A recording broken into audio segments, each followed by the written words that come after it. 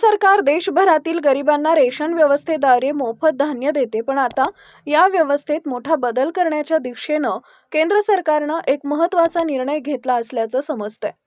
Ration card असलेल्या कुटुंबांसाठी केंद्र सरकार एका मोठ्या बदलाच्या दिशेनं पावलं उचलत आहे.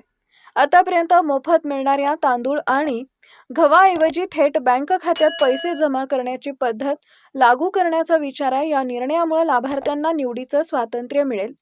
सध्या रेशन दुकानांमधून तांदूळ, गहू आणि डाळींचा पुरवठा केला जातो, पण काही लाभार्थी हे धान्य घेत नाहीत किंवा त्यांची अवैध विक्री करतात असा दावा केला जातो.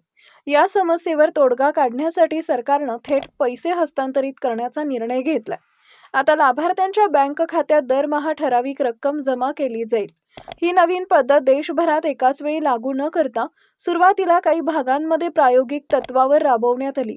चंदीगड, पुदुच्चेरी, दादरा नगर हवेली आणि महाराष्ट्रातील काही भागांमध्ये हा पायलट प्रोजेक्ट यशस्वी झाला.